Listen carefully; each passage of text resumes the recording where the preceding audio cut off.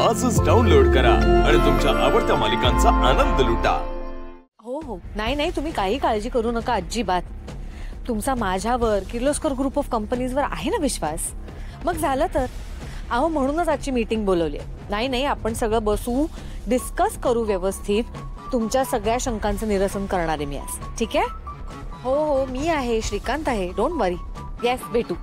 Okay, चला निघायचं? हो हो, निघूया। एक मिनिट, प्रीतम कुठे आहे? म्हणजे त्यांनी सगळ्या इन्व्हेस्टर्सना व्यवस्थित वेळ दिलेली आहे ना? काय तो? हो, इन्व्हेस्टर्सना सांगितलंय आणि आदित्यला पण यायला सांगितलंय। पहिले शांत हो जरा। हे बघ, तुलाही माहितीये इन्व्हेस्टर आपल्याला कंट्रोल होणार नाहीत, त्यासाठी आदित्य तिथे असणं गरजेचं आहे। आईला जरा प्रॅक्टिकल विचार कर ना। हे बघ, फॅमिली मॅटर पेक्षा आता कंपनीचं काम महत्वाचं आहे आणि त्यासाठी आदित्यला प्लीज आजची मीटिंग अटेंड करू दे, प्लीज ऐक माझं।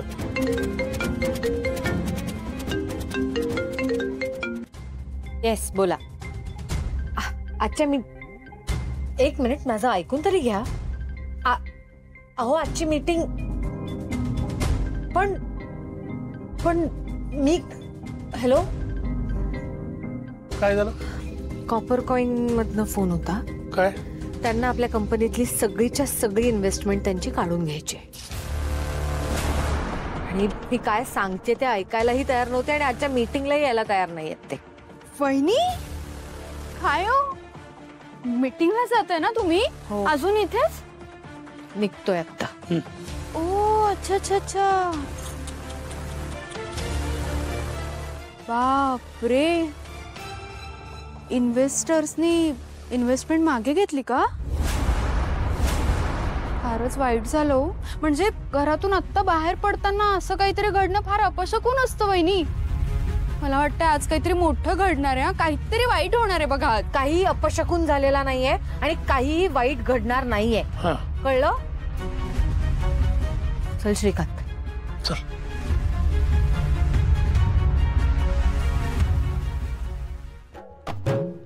अशा काय त्या वहिनी?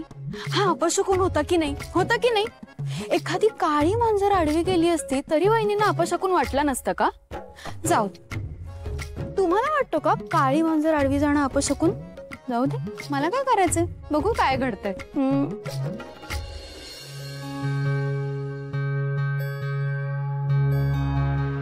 पारू, ए, कैसा था? पारू, अगं काय? पारू, प्लीज चिडू नकोस ना यार। पारू, मला खरंच जावं लागेल ऑफिसमध्ये।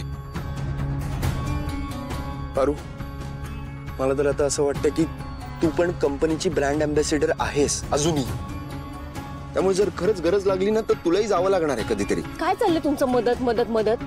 बस करा आदित्य सर। मला आठवत नाहीये का की त्या लोकांनी आपल्याला कसं घरातनं बाहेर हकललंय? नाही नाही, तुम्ही विसरला असाल पण मी नाही विसरू शकत, त्यामुळे मी तर तिकडे जाणारच नाहीये आणि तुम्हाला सुद्धा जाऊ देणार नाहीये। हे बघा, आपण तिकडे गेलो होतो प्रीतम सरांना सोडायला।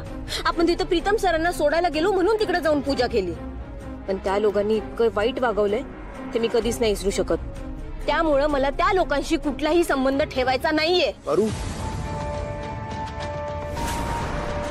तू बोलतीयस? वय मीच बोलतेय। पारू, काय झालंय काय तुला? कालपर्यंत तू अशी नव्हतीस यार। इनफॅक्ट आपण लक्ष्मी पूजन करून आलो त्या घरात तर तुला किती आनंद झालेला। हे बघा आदित्य सर, मी नकोशी असताना बळजबरीनं मिळवलेला मान मला नको आहे। त्यामुळे मी तुम्हाला सांगते तेच तुम्हाला करावं लागणार आहे। काय? आज तुम्ही त्या मीटिंगला जायचं नाही म्हणजे नाही। पारू, बस झालं। मला नाही माहिती तू हे सगळं का करतेस, पण ऐक, मला आज ऑफिसला जाणं खूप गरजेचं आहे आणि कोणी अडवू शकत नाही। Aditya sir, Aditya sir,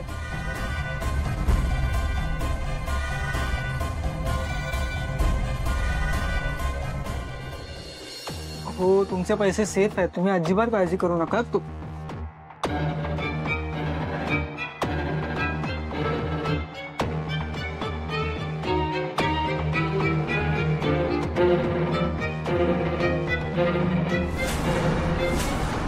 Pritam, meeting सुरू कर। एक मिनिट, पण अजून आदित्य सर आले नाहीत मीटिंगला. हो ना, आदित्य सर यांना येऊ देत, मग आपण मीटिंग सुरू करू. हे बघा, आदित्य येणार नाहीये, त्यामुळे तुम्हाला जे काही डिस्कस करायचंय ते तुम्ही माझ्यासोबत करू शकता. आदित्य येणार नसेल तर या मीटिंगला काही अर्थ उरत नाही. मी जरा आलोच. 1 मिनिट.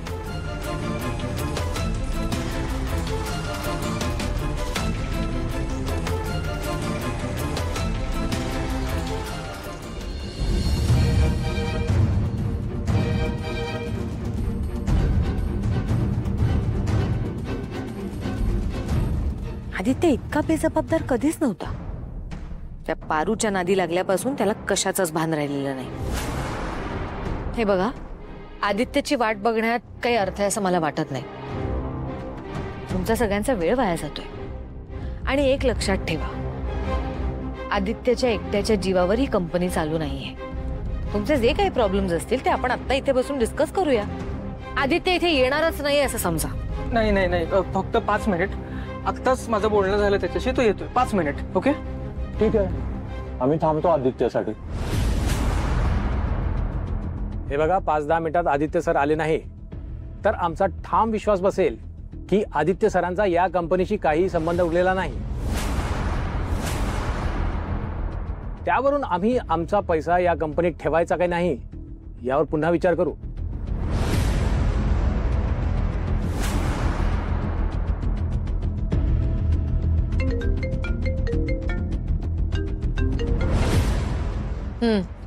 देवी आई, मी तुम्हाला जे वचन दिलं होतं त्याप्रमाणे मी आज पहिलं पाऊल उचललंय. आदित्य सर माझ्यासोबत भांडण करून तिकडे कंपनीत यायला निघालेत. Excuse me.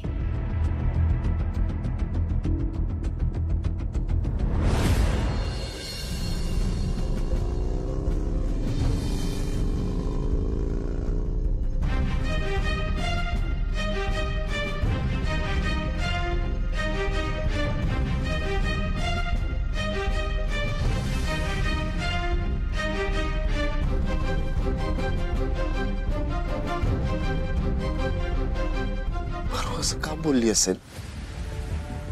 कंपनीवर एवढं मोठं संकट आलेलं असताना पण पारू मला कंपनीत येण्यापासून का अडवत होती? पारू स्वार्थी मुलगी तर ऑब्व्हियसली नाहीये.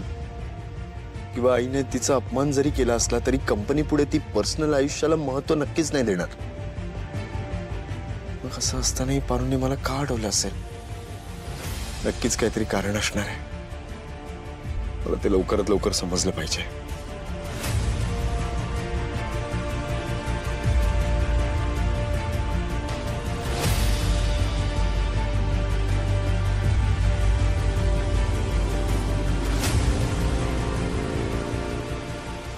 आदित्य सर इतक्या दिवसाने आले आणि लगेच निघून गेले. मला आईला मॅडमला सांगायला पाहिजे. नंतर एक पोरगी आली, एकदम धीट, आणि ती व्यक्ती म्हणजे अहिल्या वेस्कर.